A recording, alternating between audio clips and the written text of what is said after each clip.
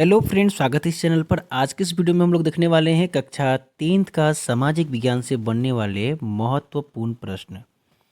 देखिए, आपको पता है कि पिछला जो हम लोग क्लास किए थे उसमें भी इसी तरह के प्रश्नों को लेकर आए थे और ये सारे प्रश्न पिछले वर्षों में पूछे गए हैं। ठीक है, तो ये पूछे गए प्रश्नों की हम लोग व्याख्या कर रहे हैं और आपको पता होगा कि पूछे गए प्रश्नों से बहुत सारे प्रश्न बनते हैं। हम उन प्रश्नों का भी व्याख्या इसमें करेंगे।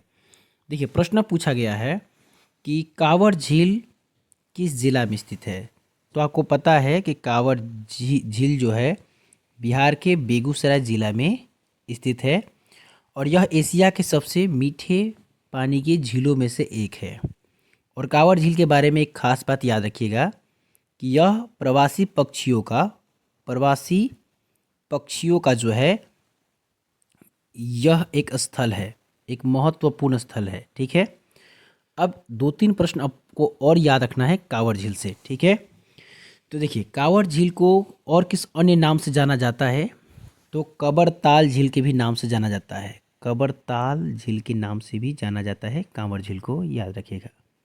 और कांवर झील जो है किस प्रकार के झील का उदाहरण है, तो गोखुर झील का उदाहरण है, ये भी याद रखिएगा। ठीक है, और अगला प्रश्न आपको ये याद रखिएगा कि कांवर झील का जो पारिस्थितिक महत्व क्या है, तो यहाँ पर कई प्रवासी पक्षियों का यह आश्रय स्थल है और यह एक रामसर स्थल भी है। ठीक है, ये याद रखना है।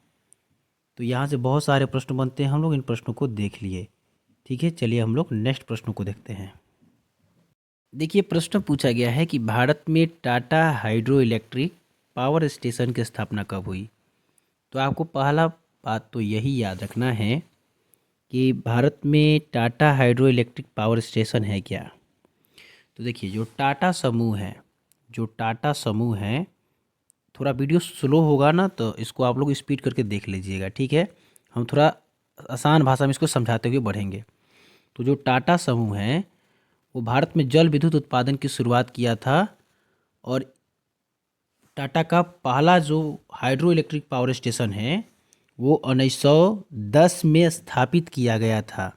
1910 में, और किस स्थान पर स्थापित किया गया था, तो ये भी याद रखिएगा, खोपोली स्थान एक है, वहाँ पर Tata hydro electric power station की स्थापना किया गया था 1910 में। और यह याद रखिएगा कि यह बुक के अनुसार 1910 है। आप गूगल पर सर्च कीजिएगा तो इसका राइट आंसर 1915 होगा। ठीक है, ये याद रखिएगा। चलिए हम लोग नेक्स्ट प्रश्न को देखते हैं। तो इसको याद रखिएगा कि भारत में Tata hydro electric power station की स्थापना 1910 में किया गया था टाटा समूह के द्वारा, खोपली में। ठीक है, और टाटा पावर ने भारत में जल विद्युत उत्पादन के लिए इसको स्थापित किया था 1910 में। ठीक है फ्रेंड्स, चलिए हम लोग नेक्स्ट देखते हैं। देखिए, प्रश्न जो पूछा गया है ध्यान से समझिएगा कि मेधा पाटकर मुख्यतः जुड़ी है। तो आपको पता होगा कि मेधा पाटकर गंगा बचाओ आंदोलन से तो नहीं जुड़ी है। इस गंगा बचाओ आंदोलन का उद्देश्य था कि गंगा को प्रदूषण से बचाना, लेकिन गंगा बचाओ आंदोलन से मेधा पाटकर नहीं जुड़ी है। उसी तरह दून घाटी जो आंदोलन है, यह आंदोलन उत्तराखंड के दून घाटी में औद्योगिकरण से क्षति के खिलाफ हुआ था, तो दून घाटी आंदोलन से भी संबंधित नहीं है। नर्मदा बचाओ आंदोलन से मेधा पाटकर जुड़ी है, ये ध्यान रखना है कि नर्मदा बचाओ आंदोलन से मेधा पाटकर जुड़ी है।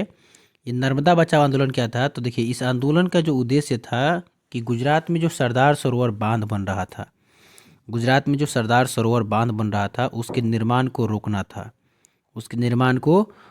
था, क्योंकि इससे लाखों लोगों को विस्थापन और पर्यावरण के नुकसान होने का खतरा था। ठीक है, तो ध्यान रखना है कि गुजरात में सरदार सरोवर जो बांध का निर्माण हो रहा था उसको रोकना था नर्मदा बचाओ आंदोलन का मुख्य उद्देश्य। ठीक है, इसके नेता मेधा पाटकर थी और यह आंदोलन 1985 में हुआ था। ठीक है, ये ध्यान रखना है और आगे हम लोग बढ़ते हैं। ठीक है, देखिए, प्रश्न पूछा गया था है कि सर्वप्रथम व्यावसायिक बैंकों का राष्ट्रीयकरण कब किया गया था। आपको पता होगा कि सर्वप्रथम व्यावसायिक बैंकों का राष्ट्रीयकरण 1969 में किया गया था। देखिए, राष्ट्रीयकरण का अर्थ क्या होता है। राष्ट्रीयकरण का अर्थ यह होता है कि सरकार ने कुछ बैंकों को अपने नियंत्रण में लिया था और यह कदम बैंकिंग क्षेत्र में सुधार लाने और देश के आर्थिक विकास को बढ़ावा देने के लिए उद्देश्य से उठाया गया था। 1969 में बैंकों का जो राष्ट्रीयकरण हुआ था, इसके बारे में ध्यान रखना है कि भारत में पहली बार बड़े पैमाने पर राष्ट्रीयकरण जो हुआ था 1969 में ही हुआ था, जिसमें 14 व्यावसायिक बैंकों का राष्ट्रीयकरण किया गया था। कितने बैंकों का? 14 व्यावसायिक बैंकों का राष्ट्रीयकरण किया गया था। यहाँ से और भी आपको एक दो प्रश्न याद रखना है कि जो आरबीआई है, इसका राष्ट्रीयकरण 1949 में किया गया था, ये ध्यान रखना है। लेकिन बड़े स्तर पर 14 व्यावसायिक बैंकों का राष्ट्रीयकरण पहली बार जो किया गया था 1969 में किया गया था, और आरबीआई का राष्ट्रीयकरण 1949 में किया गया था। और आरबीआई से दो तीन प्रश्न आपको याद रखना है कि आरबीआई के का स्थापना जो था 1 अप्रैल 1935 को आरबीआई की स्थापना हुआ था, ये भी याद रखिएगा, ठीक है। आरबीआई को केंद्रीय बैंक भी कहा जाता है। मौद्रिक नीति भारत में आरबीआई ही लागू करती है, और भारत में जो पत्र मुद्रा है, जो कागज़ की जो मुद्राएं हैं, उसको आरबीआई ही जारी करती है। बैंकों का बैंक आरबीआई को ही कहा जाता है, ठीक है। तो ये बहुत सारे यहाँ से प्रश्न बनते हैं, आपको ये सारे प्रश्न को याद रखना है, ठीक है फ्रेंड्स। चलिए हम लोग नेक्स्ट प्रश्नों को देखते हैं। देखिए, प्रश्न पूछा गया है कि भारत में सबसे पुराना तेल का भंडार कहाँ है। तो आपको ध्यान रखना है कि भारत में सबसे पुराना तेल का भंडार असम के डिगबोई में स्थित है। असम के डिगबोई में स्थित है, और यह भारत की सबसे पुरानी संचालित रिफाइनरी है डिगबोई। भारत का पहला जो भारत का जो पहला तेल शोधनशाला स्थापित हुआ था, वो डिगबोई में ही हुआ था 1901 में। यह भारत का ही नहीं, एशिया का भी पहला तेल रिफाइनरी संयंत्र था डिगबोई वाला, ये ध्यान रखना है। और भारत में सबसे पुराना तेल का भंडार डिगबोई में ही है, ये आपको याद रखना है। अब देखिए, बॉम्बे हाई, अंकलेश्वर और नौगांव, ये सभी भी तेल उत्पादक क्षेत्र है, लेकिन डिगबोई की तुलना में इसको बाद में खोजा गया है, ये भी आपको ध्यान रखना है, ठीक है फ्रेंड्स। चलिए हम लोग नेक्स्ट प्रश्नों को देखते हैं। देखिए, प्रश्न पूछा गया है कि भारत में किस खनिज का अभाव है। तो भारत में पाए जाने वाले जो है खनिज जो है अभ्रक, बक्साइट, लोहा, सीसा, ये सारे हैं। लेकिन ध्यान से सुनिएगा, यहाँ पे कुछ ऐसे खनिज है जिनका भारत में अभाव है। अभ्रक के बारे में आप लोग जानते हैं कि भारत दुनिया में सबसे बड़ा उत्पादक देशों में से एक है। तो भारत, बस इतना ध्यान रखिएगा कि दुनिया में सबसे ज़्यादा अभ्रक का उत्पादन भारत करता है, ठीक है। अब देखिए, हम समझाते हैं कि भारत में किस खनिज का अभाव, पहले सुनिए ध्यान से। उसके बाद में बॉक्साइट को देखिए। बॉक्साइट एल्युमिनियम का एक अयस्क है, ये भी नोट कर लीजिएगा कॉपी में, ठीक है। प्रश्न आता है, एल्युमिनियम का अयस्क है, ठीक है, एल्युमिनियम का अयस्क है। और भारत में बॉक्साइट का भी पर्याप्त भंडार है, तो ये भी ठीक है, अभ्रक भी ठीक है। लोहा के बारे में सुनिए। भारत में लोहे के अयस्क के विशाल भंडार है, तो लोहा भी है, और लोहा का सबसे अधिक उत्पादन कर्नाटक करता है, ये भी आप याद रखिए। अब देखिए, सीसा यानी लेड के बारे में देखिए। भारत में शीशे के भंडार सीमित हैं, ठीक है, और भारत को शीशे का एक बड़ा हिस्सा आयात करना पड़ता है। तो यहाँ प्रश्न पूछा था कि भारत में किस खनिज का अभाव है, तो इसका राइट आंसर होगा लेड यानी सीसा। तो भारत में शीशे का अभाव है, और भारत को शीशा आयात करना पड़ता है, ठीक है, ये आपको याद रखना है। चलिए हम लोग नेक्स्ट प्रश्न को देखते हैं। देखिए, प्रश्न पूछा गया है कि भारत में किस तरह के लोकतंत्र की व्यवस्था किया गया है। तो भारत में जो है अप्रत्यक्ष लोकतंत्र की व्यवस्था किया गया है। आपको समझ में नहीं आ रहा होगा कि अप्रत्यक्ष लोकतंत्र क्या है, लेकिन हम इस वीडियो में आपको समझा देंगे, ठीक है। कलम और कॉपी लेकर बैठिए, और जो समझा रहे हैं उसको कॉपी पर लिख भी लीजिए। तो देखिए, भारत में किस तरह के लोकतंत्र की व्यवस्था की गई है, तो अप्रत्यक्ष लोकतंत्र की व्यवस्था किया गया है। अब इसमें से कुछ बातों का आपको ध्यान रखना है कि अप्रत्यक्ष लोकतंत्र का मतलब क्या होता है, और भारत में का जो लोकतंत्र व्यवस्था है वो अप्रत्यक्ष लोकतंत्र कैसे है। तो देखिए, इसमें होता क्या है कि इसमें जनता सीधे किसी मुद्दे पर फैसला नहीं लेती है। अप्रत्यक्ष लोकतंत्र में लिखिएगा कि इसमें जनता किसी भी मुद्दे पर सीधे फैसला नहीं लेती है। बल्कि जनता के चुने हुए प्रतिनिधि फैसला लेते हैं। जैसे कि हम लोग कोई भी फैसला डायरेक्ट हम लोग नहीं लेते हैं, हम लोग के जो चुने हुए जो प्रतिनिधि हैं, जो हम लोग जिनको चुनते हैं, वो फैसला लेते हैं किसी भी मुद्दे पर।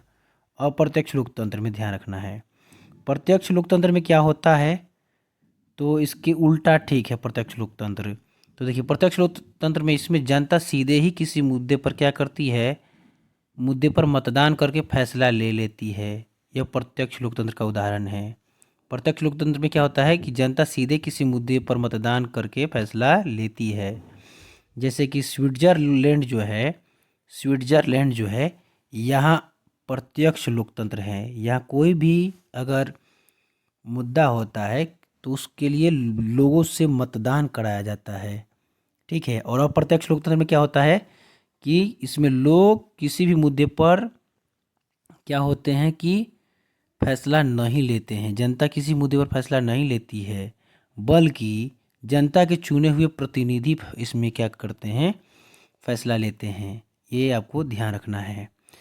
तो इसका राइट आंसर क्या होगा कि भारत में किस तरह की लोकतंत्र की व्यवस्था है, तो अप्रत्यक्ष लोकतंत्र की व्यवस्था है, क्योंकि भारत में हम लोग प्रतिनिधि को चुनते हैं और प्रतिनिधि वो जाकर क्या करते हैं, किसी भी मुद्दे पर फैसला लेते हैं, ठीक है, ध्यान रखना है। और प्रत्यक्ष और अप्रत्यक्ष दोनों नहीं है, ये ध्यान रखना है, प्रत्यक्ष लोकतंत्र का उदाहरण है, ठीक है।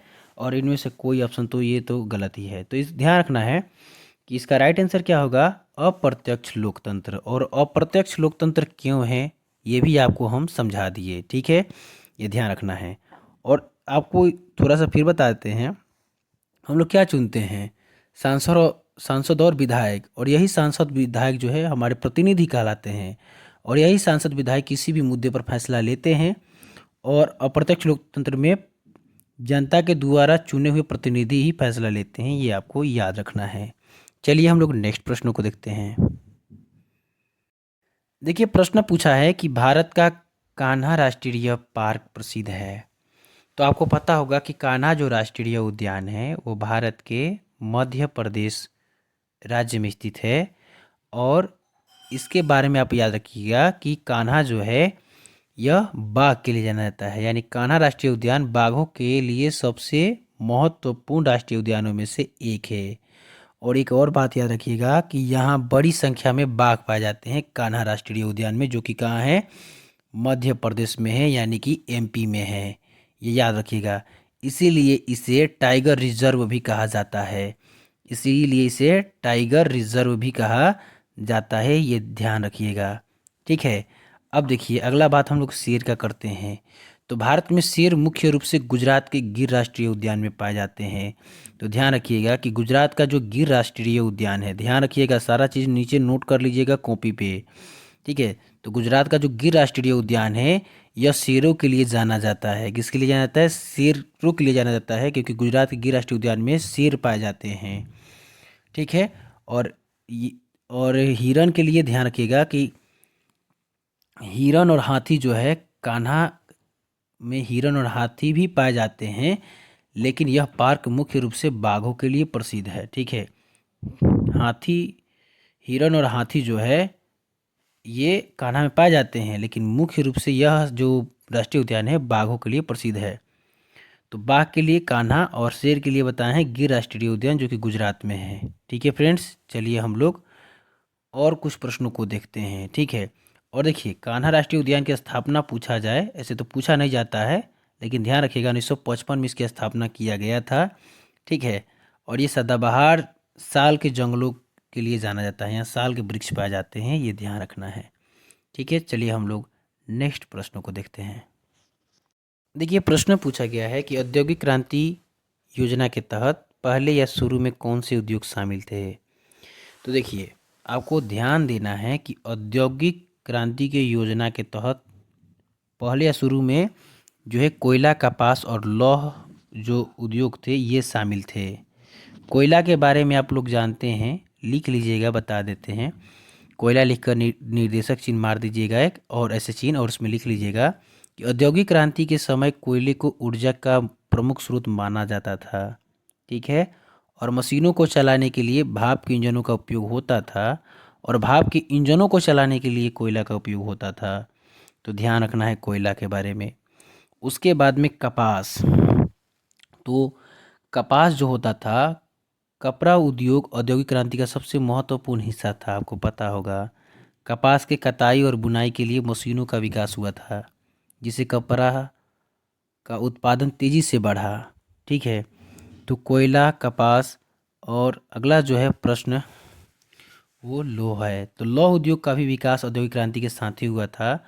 लोहा का उपयोग मशीनों, रेलवे लाइनों और बहुत सारी इंफ्रास्ट्रक्चरों को विकसित करने में किया जाता था।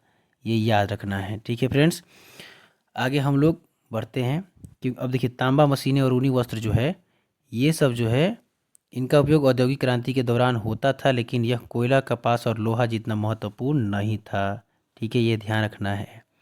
उसी तरह प्लास्टिक और मोटर वाहन उद्योग औद्योगिक क्रांति के बाद विकसित हुए हैं, ये भी गलत है, ये ध्यान रखिएगा।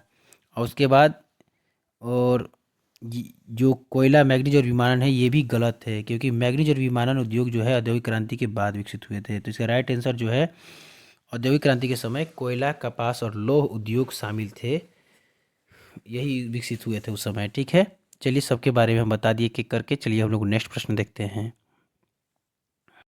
देखिए प्रश्न पूछा गया है कि किस युद्ध के बाद जर्मनी का एकीकरण पूरा हुआ। तो देखिए आपको ध्यान देना है कि सेडान का युद्ध जो हुआ था 1870 में, इसी के बाद जर्मनी का एकीकरण पूरा हुआ। यानी यह युद्ध प्रसा और फ्रांस में हुआ था। किस में हुआ था, ये भी लिख लीजिएगा कि सेडान का युद्ध किनके बीच हुआ था, प्रसा और फ्रांस के बीच हुआ था। प्रसा और फ्रांस के बीच हुआ था सेडान का युद्ध 1870 में। और ध्यान रखना है कि इस युद्ध में प्रसा की जीत हुई थी। कौन जीता था, तो प्रसा जीता था। ठीक है, और फ्रांस का हार का सामना करना पड़ा था, और इसको हार को सामना करना पड़ा था। ठीक है, और इसी युद्ध के जो बाद जो था जर्मन राज्यों का एकीकरण हो गया और विलियम प्रथम को जर्मन साम्राज्य का सम्राट घोषित किया गया था। इस युद्ध के बाद विलियम प्रथम को जर्मन राज्य का सम्राट घोषित किया गया था इस युद्ध के बाद, यानी सेडान के युद्ध के बाद। बहुत सारे प्रश्न यहाँ से बनता है। सेडान का युद्ध कब हुआ था, 1870 में हुआ था। किसके बीच हुआ था, तो प्रसा और फ्रांस के बीच हुआ था। इसमें विजयी कौन हुआ था, तो प्रसा हुआ था, फ्रांस इसमें हारा था। और इस युद्ध के बाद जर्मनी के राज्यों का एकीकरण हुआ और विलियम प्रथम जो था जर्मन साम्राज्य का सम्राट बना था, विलियम प्रथम, ये याद रखिएगा। अब देखिए उसके बाद सेडोवा युद्ध याद रखिएगा कि ये ऑस्ट्रिया और प्रसा के बीच सेडोवा का युद्ध हुआ था, ये याद रखिएगा। ठीक है, उसके बाद देखिए प्रसा डेनमार्क जो युद्ध है, यह युद्ध जर्मनी के एकीकरण की प्रक्रिया में एक महत्वपूर्ण कदम था, लेकिन यह एकीकरण के अंतिम युद्ध नहीं था। यानी एकीकरण के समय यह अंतिम युद्ध नहीं था, ये आपको ध्यान रखना है। क्रीमिया युद्ध के बारे में कुछ बातों को याद रखना है कि यह रूस और ऑटोमन साम्राज्य के बीच लड़ा गया था 1853 और 54 के बीच में। ठीक है, ठीक है, रूस और ऑटोमन साम्राज्य के बीच लड़ा गया था, और इसका जर्मनी के एकीकरण में कोई भी सीधा संबंध नहीं बनता है। तो इसका राइट आंसर क्या होगा फ्रेंड्स, किस युद्ध के बाद जर्मनी का एकीकरण हुआ, तो सेडान के युद्ध 1870 के बाद जर्मनी का एकीकरण पूरा हुआ, ये याद रखिएगा। चलिए नेक्स्ट देखते हैं। देखिए प्रश्न पूछा गया है कि निम्नलिखित में से किसे साम्यवाद का संस्थापक के रूप में माना जाता है। तो देखिए साम्यवाद का संस्थापक जो है कार्ल मार्क्स को माना जाता है। नहीं, देखो प्रश्न जो है कि साम्यवाद लिखित में से किसे साम्यवाद का संस्थापक के रूप में माना जाता है। तो कार्ल मार्क्स को साम्यवाद का संस्थापक माना जाता है। 2-3 प्रश्न यहाँ से आपको याद रखना है। तो कार्ल मार्क्स को साम्यवाद का संस्थापक माना जाता है, और कार्ल मार्क्स का जन्म जो हुआ था 1818 में जर्मनी के राइन प्रांत में हुआ था। ठीक है, और ध्यान रखना है कार्ल मार्क्स और फ्रेडरिक एंगल्स के द्वारा 1848 में साम्यवादी घोषणा पत्र का प्रकाशन किया गया था। तो ये भी याद रखना है कि 1848 में कार्ल मार्क्स और फ्रेडरिक एंगल्स के द्वारा साम्यवादी घोषणा पत्र का प्रकाशन किया गया था, जिससे कम्युनिस्ट मैनिफेस्टो भी कहा जाता है। और कार्ल मार्क्स के द्वारा ही 1867 में दास कैपिटल पुस्तक लिखा गया था। जिसे समाजवादियों की बाइबल कहा जाता है, ये भी आपको याद रखना है। ठीक है फ्रेंड्स। अब देखिए लेनिन की जो, और लेनिन से 2-3 प्रश्न आपको याद रखना है। बोल्शेविक दल का नेता कौन था? लेनिन था। और लेनिन की से याद रखना है कि बोल्शेविक क्रांति का नेता पूछा जाए तो लेनिन था, और बोल्शेविक दल का नेता भी पूछा जाए तो लेनिन था। और लेनिन ने नई आर्थिक नीति कब लागू किया था? तो 1921 में लागू किया था। और लेनिन का मृत्यु कब हुआ था? तो 1924 में हुआ था। ये जितना बता रहे हैं सारा प्रश्न पूछा गया है, ठीक है, ये ध्यान रखिएगा। और आगे हम लोग देखते हैं स्टालिन से। स्टालिन से एक प्रश्न याद रखिएगा कि स्टालिन की मृत्यु कब हुआ था? तो 1953 में हुआ था, ये याद रखिएगा। ठीक है फ्रेंड्स, तो बहुत सारे प्रश्न यहाँ से बनते हैं और हम बता भी दिए, आपको ये याद रखना है। देखिए प्रश्न है कि झारखंड के झड़िया क्षेत्र में मुख्यतः क्या पाया जाता है? तो झारखंड के झड़िया क्षेत्र में मुख्यतः कोयला पाया जाता है, और भारत में सबसे कोयला का उत्पादन झारखंड का झड़िया ही करता है, ये भी आपको याद रखना है। ठीक है, और याद रखिएगा कि कोयले को शुद्धता के आधार पर 4 भागों में बांटा गया है, एंथ्रासाइट, बिटुमिनस, लिग्नाइट और पीट, ये भी आपको याद रखना है। और भारत में कोयला 2 समूहों के चट्टानों से प्राप्त किया जाता है, एक गोंडवाना समूह और दूसरा टर्शियरी समूह, ये भी याद रखना है। गोंडवाना समूह का कोयला याद रखिएगा 20 करोड़ वर्ष पुराना है, और टर्शियरी समूह का जो कोयला है 5.5 करोड़ वर्ष पुराना है, ये भी आपको याद रखना है। और भारत में सबसे ज़्यादा थोरियम का उत्पादन जो करता है केरल करता है, और थोरियम के अयस्क का नाम जो है मोनाजाइट है। मोनाजाइट है, क्या है? मोनाजाइट है, ये भी याद रखिएगा कि थोरियम के अयस्क का नाम मोनाजाइट है। और भारत में सबसे अधिक रेशम का उत्पादन केरल करता है। कौन करता है? केरल करता है, सॉरी कर्नाटक करता है। कौन करता है? रेशम का कर्नाटक करता है। और भारत में रेशम के 4 प्रकार है, मलबरी, तसर, ईडी, मूंगा। एक है मलबरी, दूसरा है तसर, और तीसरा है ईरी, और चौथा है मूंगा, ये भी याद रखिएगा। सबसे अच्छा किस्म का रेशम पूछा जाए तो मलबरी रेशम जो है सबसे अच्छा किस्म का है, और इसका उत्पादन सबसे अधिक कर्नाटक के करता है। और एक याद रखिएगा रेशम से, और इसे सिल्क सिटी, और ध्यान रखिएगा सिल्क सिटी के नाम से किसे जाना जाता है? तो बिहार के भागलपुर को सिल्क सिटी के नाम से जाना जाता है, ये आपको याद रखना है। ठीक है फ्रेंड्स, चलिए हम लोग नेक्स्ट प्रश्न को देखते हैं।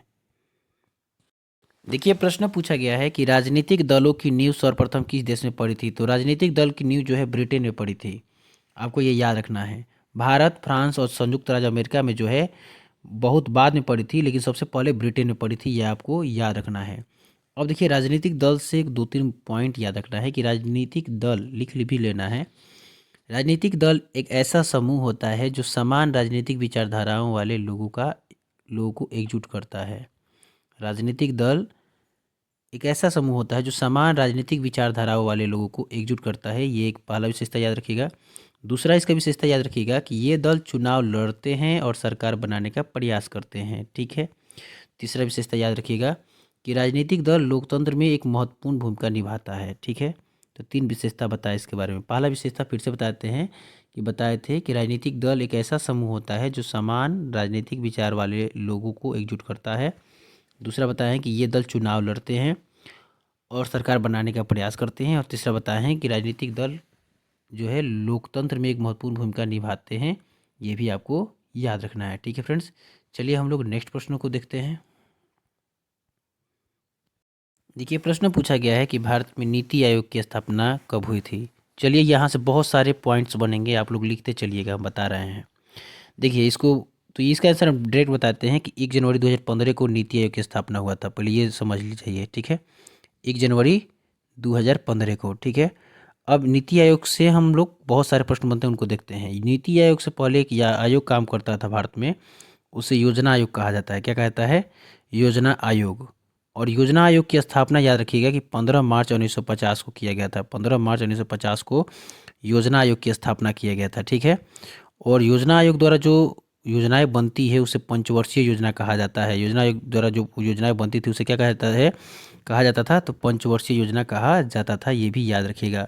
और प्रथम पंचवर्षीय योजना का टाइम पीरियड याद रखिएगा कि 1951 से 1956 तक के समय को प्रथम पंचवर्षीय योजना का टाइम माना जाता है। और इसका मुख्य उद्देश्य भी लिख लीजिएगा कि प्रथम पंचवर्षीय योजना का मुख्य उद्देश्य क्या था? कृषि का विकास था। क्या था? कृषि का विकास था। यहाँ से बहुत सारा प्रश्न बनता है, या जितना बोल रहे हैं उतना लिख लीजिएगा। ठीक है, तो प्रथम पंचवर्षीय योजना का मुख्य उद्देश्य क्या था? कृषि का विकास था। ठीक है, अब देखिए योजना आयोग के जो प्रथम अध्यक्ष थे वो प्रधानमंत्री पंडित जवाहरलाल नेहरू थे। और ध्यान रखिएगा कि ये पंडित नेहरू थे, ये भी याद रखना है कि प्रथम अध्यक्ष। और योजना आयोग के अध्यक्ष कौन होते हैं? तो प्रधानमंत्री ही होते हैं, ये भी आपको याद रखना है।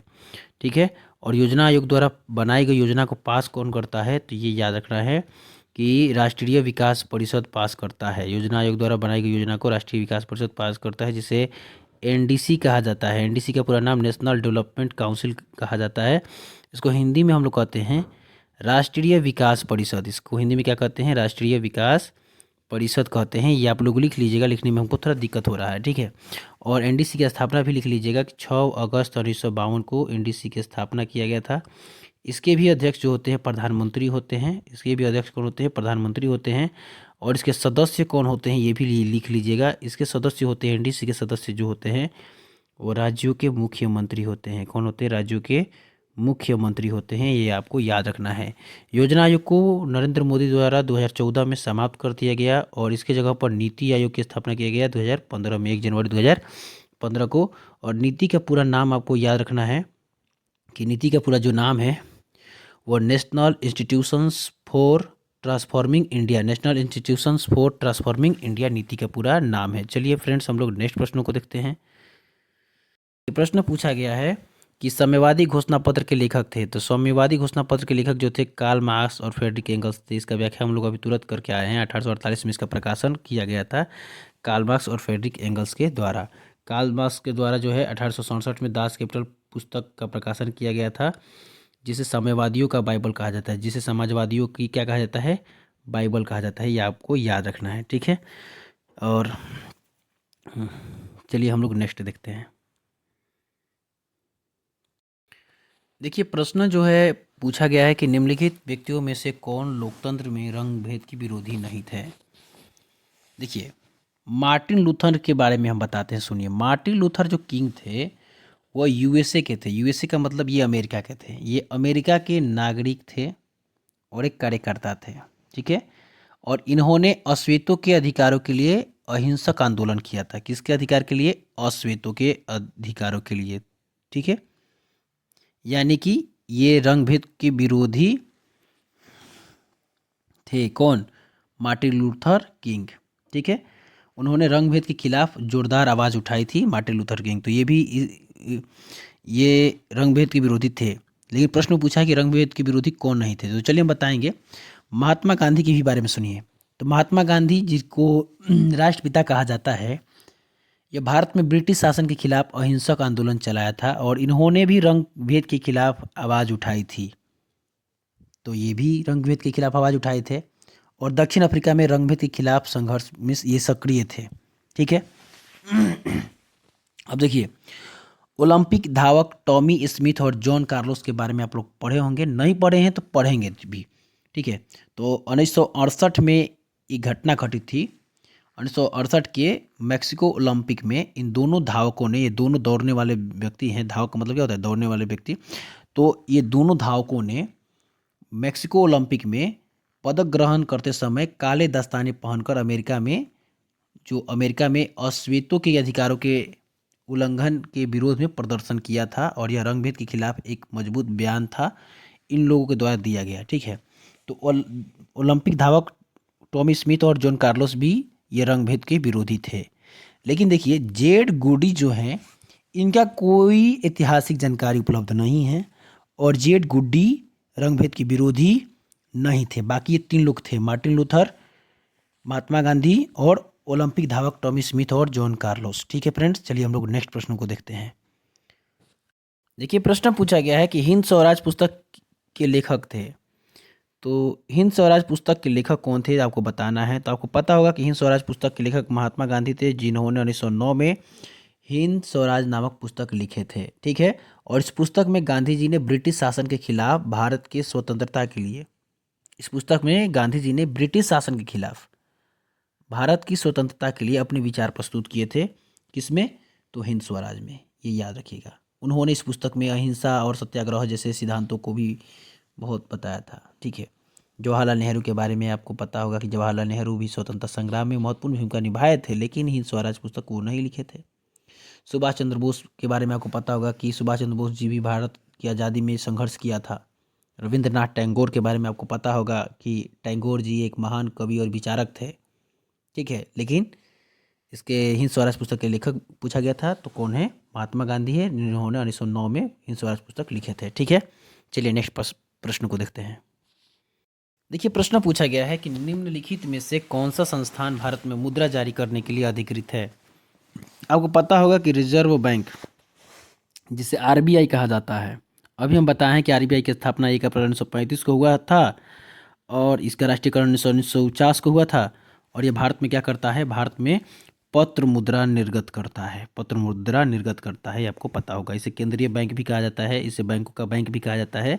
और यही भारत में मौद्रिक नीति भी लागू करता है। ठीक है, मौद्रिक नीति भारत में आरबीआई ही लागू करता है, ये याद हो गया। अब स्टेट बैंक ऑफ इंडिया के बारे में 2-3 प्रश्न आपको याद रखना है कि 1921 में एक बैंक स्थापित हुआ था जिसका नाम था इंपीरियल बैंक। इसका नाम 1955 में परिवर्तित करके भारतीय स्टेट बैंक ऑफ इंडिया कर दिया गया, ये याद रखिएगा। ठीक है, और इसका राष्ट्रीयकरण 1969 में किया गया था।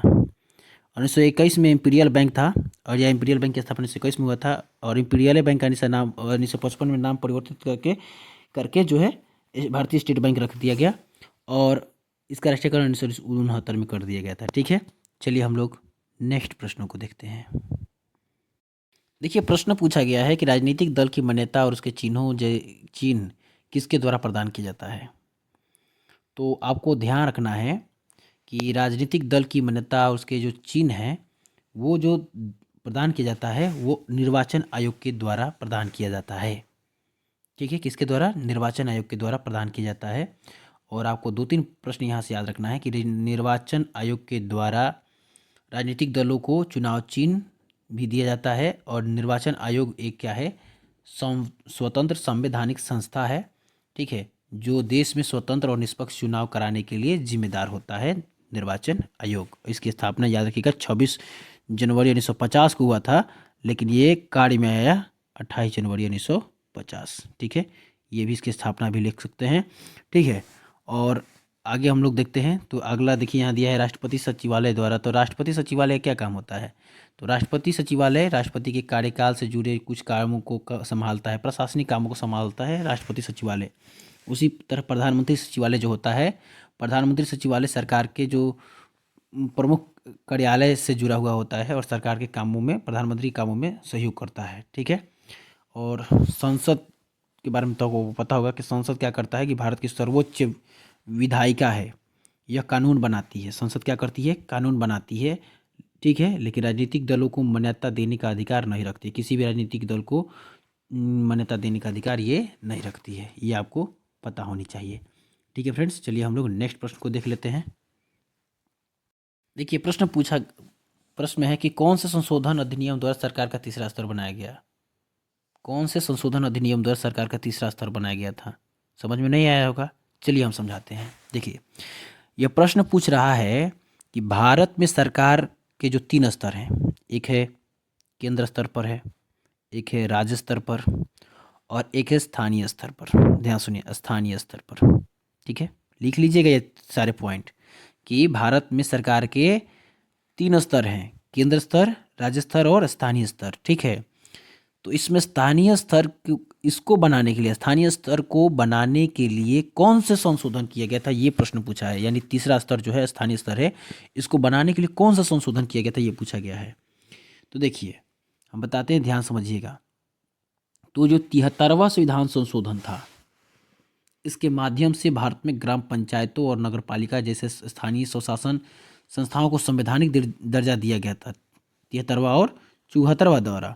ठीक है, तो इसी के साथ ही सरकार का तीसरा स्तर बनाया गया था, यानी 73वां संविधान संशोधन के तहत ही बनाया गया था सरकार का तीसरा स्तर। ठीक है, 71वां संविधान संशोधन इससे संबंधित नहीं है।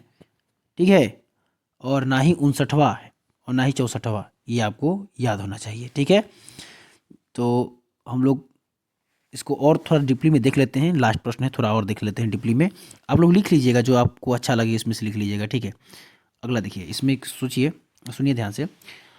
तो जब भारत का संविधान बना था तब सरकार के सिर्फ 2 स्तर थे। सुनिए, कितने स्तर थे, 2 स्तर थे। एक केंद्र स्तर पर था और दूसरा राज्य स्तर पर था। ठीक है, लिख लीजिएगा। लेकिन बाद में लोगों का स्थानीय स्तर पर भी अपनी सरकार बनाने का अधिकार दिया गया और इस बदलाव को संविधान के 73वें संविधान संशोधन के तहत किया गया, बाद में किया गया। तो इसके बारे में आपको याद रखना है। 73वें संविधान संशोधन को पंचायती राज संशोधन भी कहा जाता है, ये आपको याद रखना है कि 73वें संविधान संशोधन को पंचायती पंचायती राज संशोधन भी कहा जाता है, ये याद रखिएगा, ठीक है। और इस संशोधन के माध्यम से ग्राम पंचायतों, ब्लॉक समितियों और जिला परिषदों को संवैधानिक दर्जा दिया गया, ठीक है। इस संशोधन के तहत ग्राम पंचायत को, ब्लॉक को और जिला परिषद को संवैधानिक दर्जा दिया गया, ठीक है। और इसी संशोधन के बाद ग्रामीण और शहरी क्षेत्रों में स्थानीय स्तर पर भी विकास के लिए लोगों की भागीदारी बढ़ी, ठीक है, ये याद रखना है। तो आज के लिए इस वीडियो में इतना ही, मिलते हैं नेक्स्ट वीडियो में, तब तक के लिए जय हिंद, जय भारत।